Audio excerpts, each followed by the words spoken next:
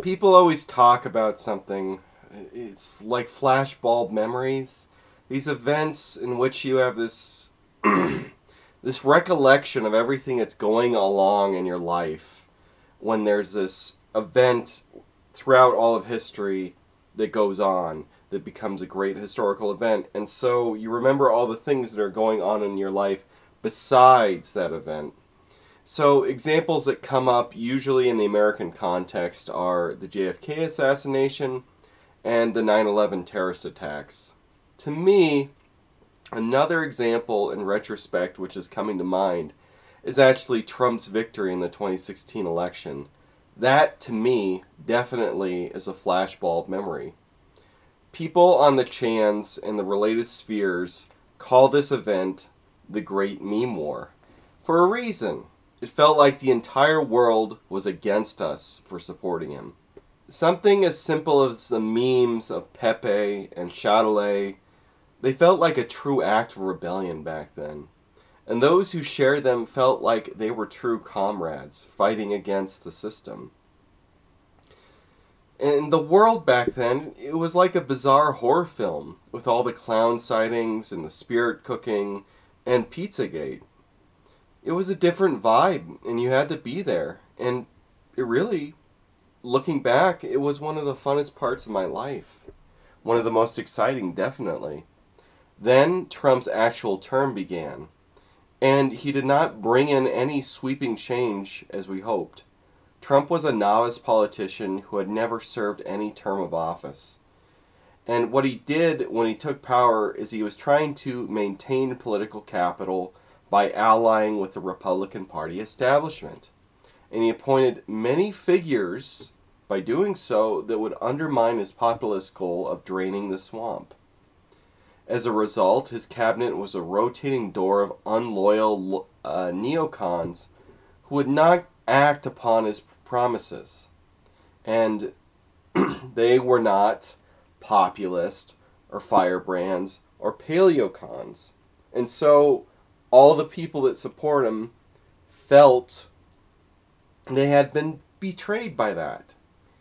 Now, again, when Trump took office, Republicans controlled the House and the presidency, and on paper they controlled the Senate with 52 seats. Close, but that means control.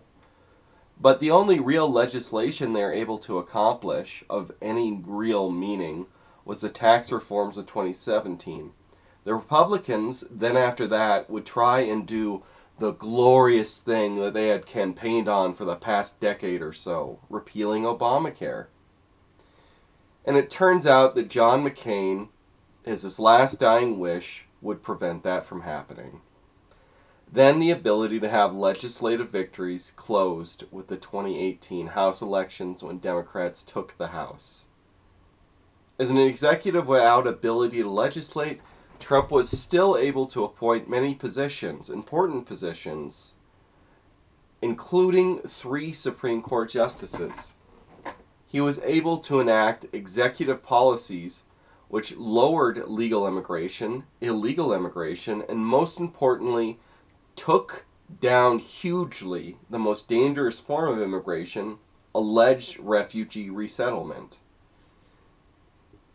Yet these changes were not enacted through legislation, and so wouldn't be long-standing. And Biden, once he took power, reversed all of them. Republicans, during Trump's presidency, finally did their epic government shutdown battle to try and rein in the budget, and it failed miserably. When the Democrats took the House, there was a fake and gay impeachment trial enacted against Trump, which no one in the entire world can explain. And apparently it was connected to Ukraine, and now Ukraine is supposed to be our greatest ally, at least according to the Biden admin. So that's interesting. And of course, we all know what happened after that. The COVID crisis and a lack of integrity, let's say, in the 2020 elections, resulting in Trump's defeat. And so all after this, it seemed that Trump's one term was he ultimately was an unsuccessful president, a unsuccessful one-term president. But then something happened which I never thought could ever have happened. In 2022, Roe versus Wade, federally mandated legal abortion, was overturned in Dobbs versus Jackson, allowing abortion to be made illegal or limited in individual states across the country. To me, this felt like a momentous victory and pushed Trump ahead of any president in my entire lifetime.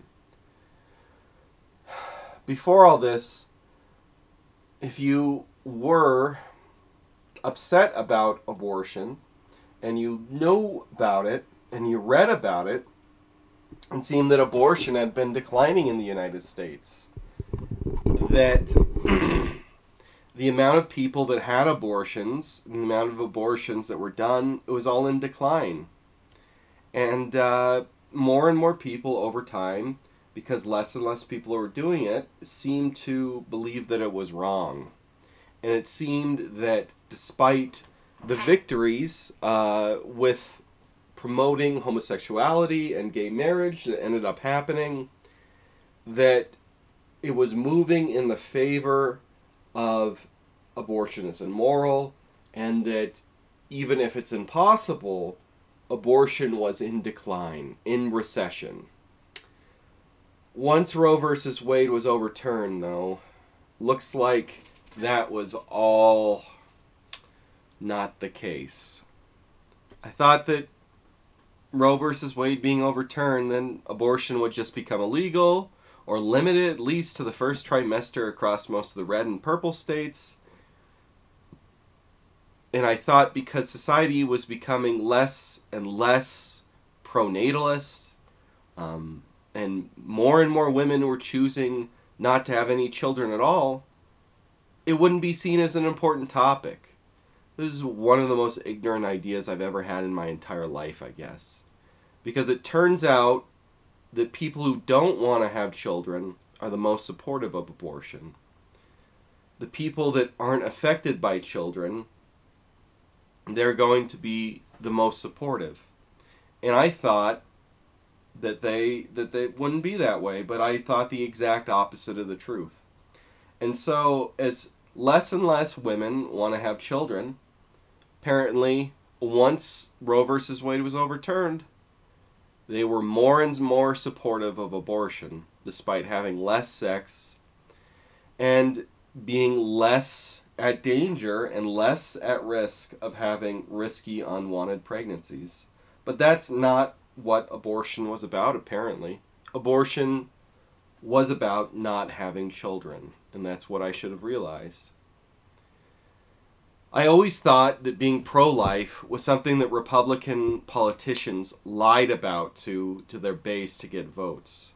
As such, Roe versus Wade would never actually get overturned, because once it did, well, a lot of people who voted Republican, people like me who are Catholics, who don't like the Republican Party, see me, I don't like Zionists, and I don't like high deficit spending. I don't like bending over backwards for corporations.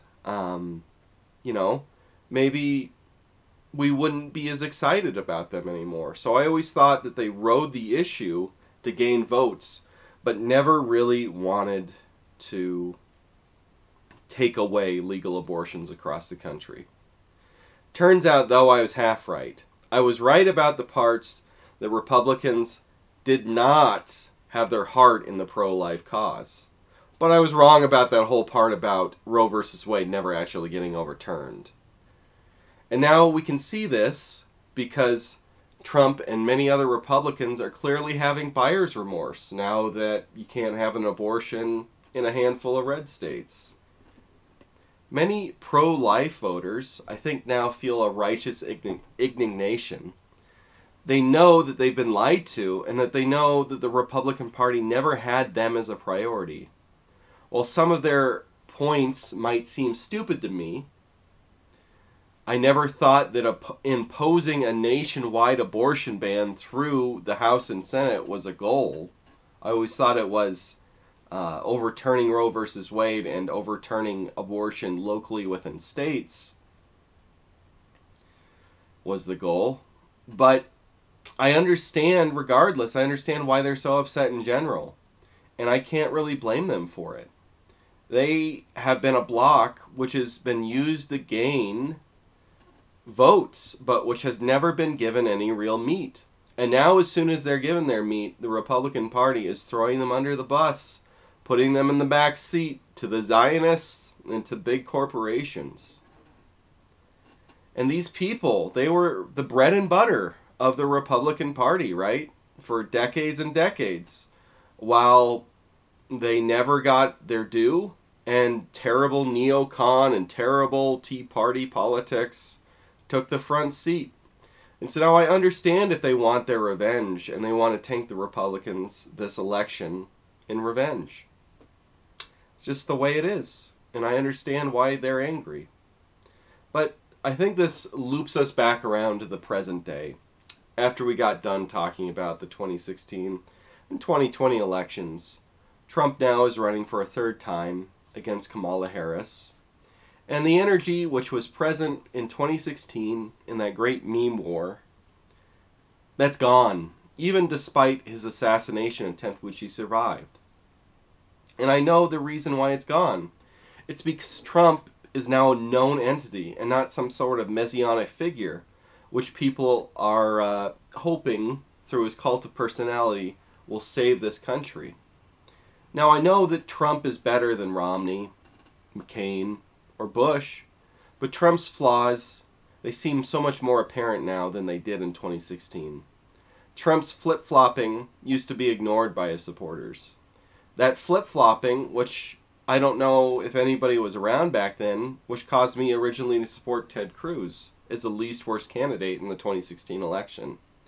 Now everyone is acknowledging, though, that he is a flip-flopper by terrible things he said on the campaign trail, saying that he would support abortion being illegal in Florida and ultimately vote for it being legalized in the state. Saying that he wants to have limitless legal immigration. These immigrants just have to be educated people from the third world. The type of immigration which is going to drown out Americans, native-born Americans, and compete directly with them for their jobs, and allow these immigrants rapidly to gain power and prestige within our country.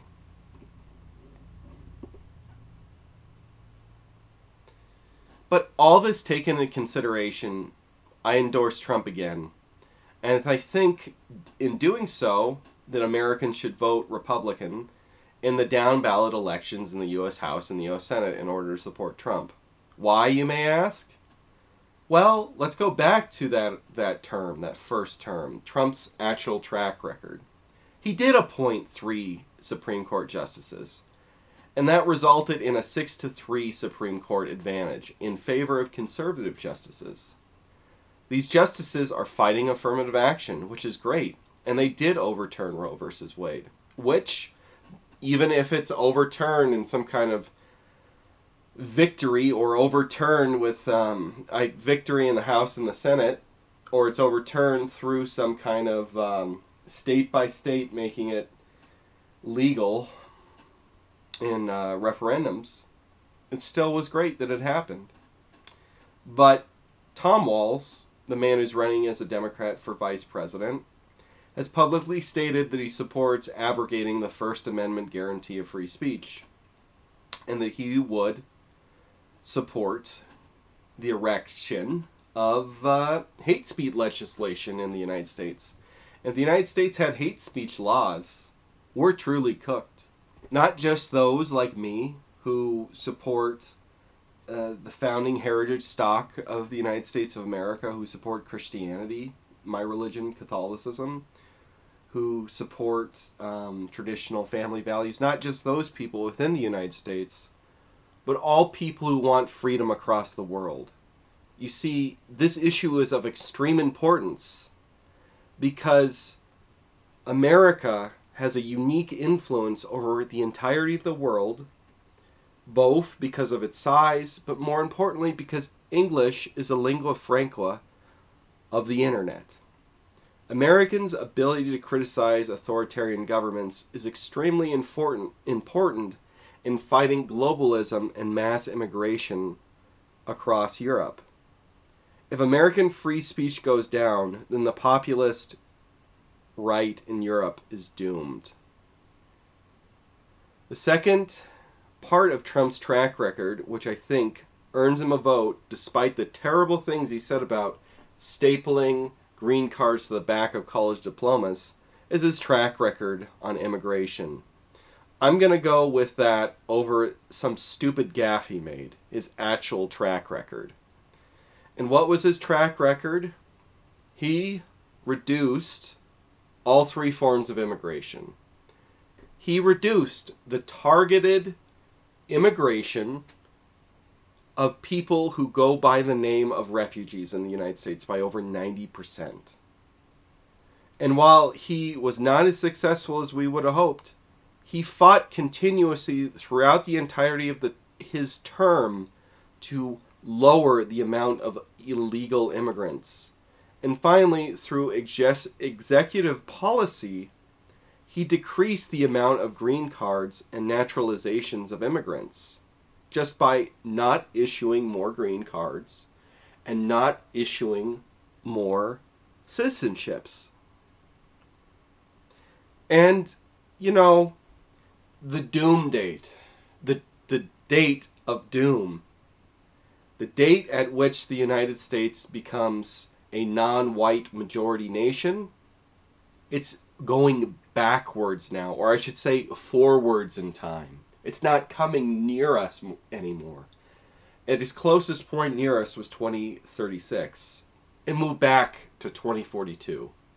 And I believe if a second Trump presidency came in with those same policies, it'd push that day backwards even further, giving us more time, giving us more hope. Even if that line is crossed over, we won't be as so outnumbered in a hostile country which has constant propaganda against our people. Ultimately, though, regardless of all that, non-white or non-white Hispanic birth rates are going down, while non-Hispanic white birth rates are maintaining. And so my racial group, non-white Hispanics, they will soon have the highest fertility of any group in the country. Now, this is partially because they're boosted by the very high fertility of ethno-religious groups like the Anabaptist or Orthodox Jews and Mormons. But there's also the reality that anyone who is moderately conservative or moderately religious further onto the spectrum that way, rightwards, all these people just have more children, period, than liberals and secularists. And so, in a vacuum, if there was not any immigration, whites and conservative whites actually have a clear demographic advantage. And ironically, the reality is that Democrats need to keep importing new voters indefinitely to keep up.